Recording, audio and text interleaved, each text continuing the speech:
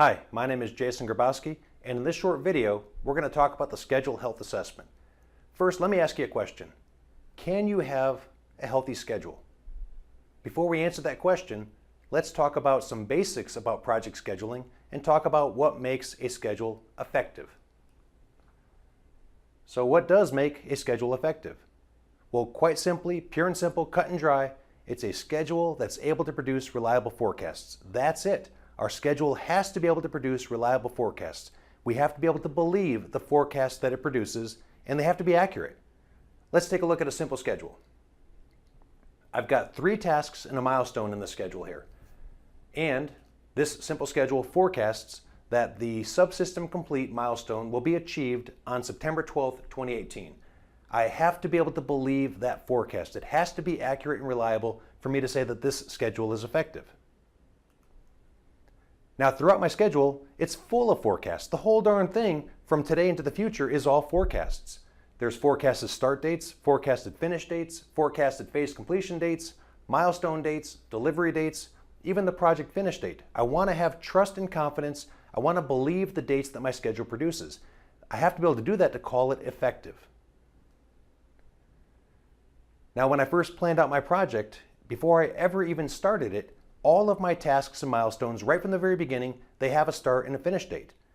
Whenever you build a schedule out, that's the case. Everything has a start and finish date already assigned to it. We want to be able to believe those dates that are there.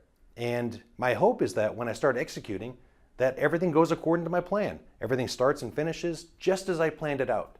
Is that always the case though? We wish it was, but the reality is that things change. Tasks take longer than expected. Tasks start later than we planned them to. Resources that we thought were going to be on site aren't available anymore. All kinds of things can go wrong in our project schedule. And when those things go wrong, we want the schedule to be able to respond to those changes. And when there are changes, those forecasts have to remain reliable in order for our schedule to be effective.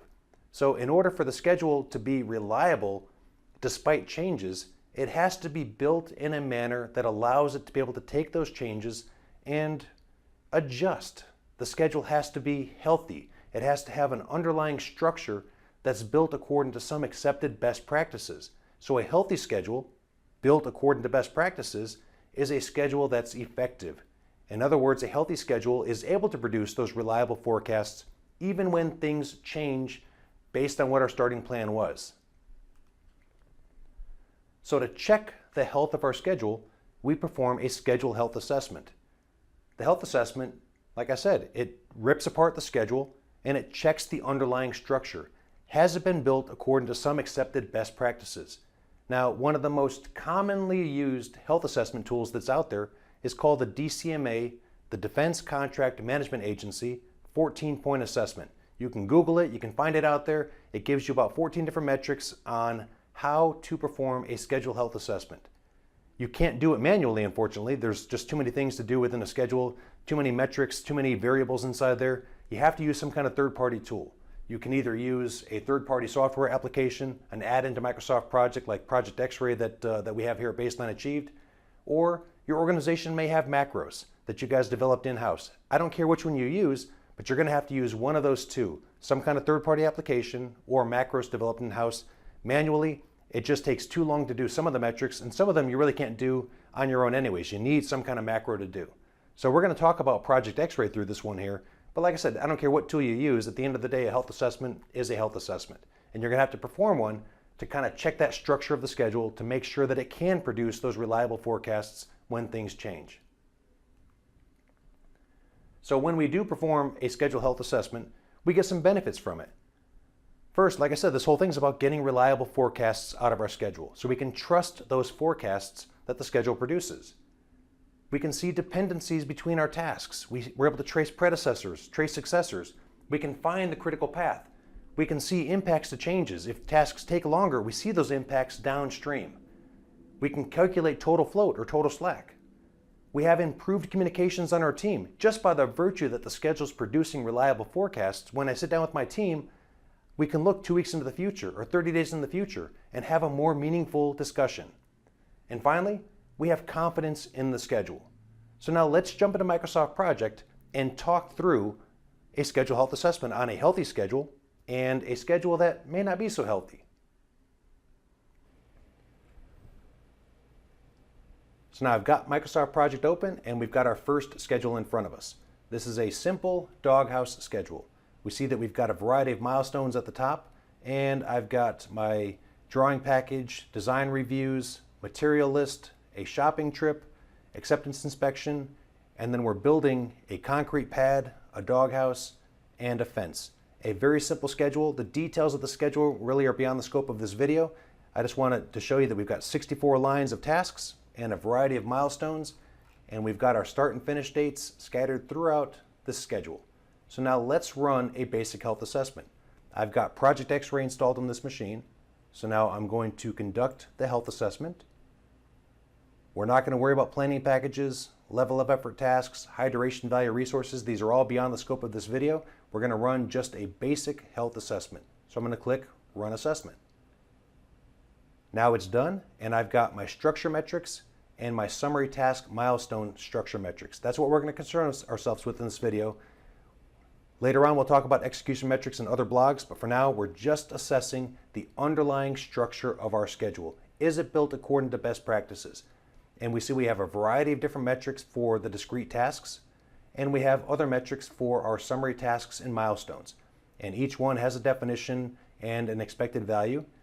We've got an indicator, either green, yellow, or red, and then a quantity possibly. And we see here as I look at the discrete task metrics, we've got all greens here. I've got a couple values in here. And I look on the milestones missing logic area, and I see that I've got a yellow exclamation point inside of our summary task milestone structure metrics. And I've got 2.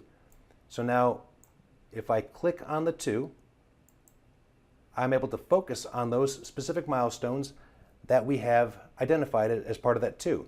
And I see project start, we're missing a predecessor. Well, that's the first milestone of the schedule, so there should be no predecessor, so that makes sense. Then final inspection complete, there's no successor. Well, that's the final task or milestone in the schedule, so that makes sense as well. So the reason why I wanted to dig into those 2, we see that there's an issue here, but really when we do a health assessment, it's not a pass or fail deal.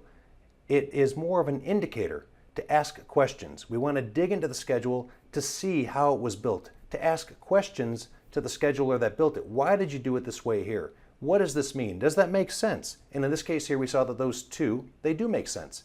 It's the first milestone and the last milestone of the schedule. So we can accept that. We're not going to pass or fail based on these grades. We're going to ask questions. So this is a healthy schedule. If I got this schedule from somebody and I ran this assessment, this would be a healthy schedule. So now let's open another schedule and talk through what we could consider an unhealthy schedule. So now here is our second schedule. And as we look at it, we see the same structure, the same milestones, the same tasks, 64 lines all the way down. But now you may have seen schedules that were in your organization that have all of these indicators in our indicator field, these little calendar icons. As we run our health assessment on this schedule, once again, we're going to do a basic health assessment. We don't see the same response. Even though the dates in our schedule are the same as what the other schedule showed, the structure of it has a lot of issues here. We've got 30 dangling starts. Basically, we've got tasks with no predecessors. We've got 30 dangling finishes, tasks with no successors. We've got soft constraints, these things that pin our dates down. We've got 29 of them. Almost 97% of our schedule has constraints on it. We've got high float, 26%. All of these values we're going to talk about in other blogs, but for now I'm just saying that this schedule, even though it has the same dates, the structure is not anywhere near as healthy as the first schedule. And once we go back over here as well, we see milestones missing logic 10, milestones with constraints or deadlines 9. So a whole different set of metrics and reports that came out of this schedule here. This schedule is not healthy. It will not adjust according to changes. And let's just play this out.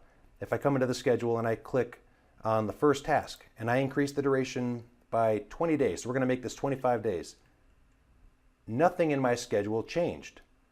Let's go back to the first schedule and do the same test. So now we're back in, and let's change this task to 25 days. And we see that the whole schedule adjusted.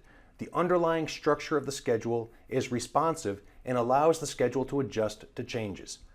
Therefore, we've got a healthy schedule we've got an effective schedule. So our first schedule is healthy. The second schedule, I would not accept that schedule from somebody if they delivered it to me. And to the naked eye, though, it's hard to find these things. So that's the value of a health assessment. So hopefully you got something out of that short demo. You see that an effective schedule really is a healthy schedule. I can't have an effective schedule without having a healthy schedule. And we need to assess that structure of the schedule. We need to look at that underlying logic. Has it been built according to best practices? The larger the schedule, the more important. Darn near impossible to look through 8,000 tasks to try to find a missing dependency. You don't want to do that manually. You want to use a third-party tool or macros. It takes seconds, literally seconds, to do these tests. And like I said, nearly impossible to do manually. And the health assessment, it's not a pass or fail deal. There's no grade assigned to this. Even one missing relationship, one missing task relationship in your schedule can skew your critical path and your forecast. So there's no pass or fail. We're simply looking for areas to ask questions and dig deeper into the schedule. That's it. The health assessment's looking at the structure so that we can gain confidence in our forecasts. If you like what you saw in this video, please subscribe to my channel. We'll be putting more great content out there, and I look forward to hearing from you.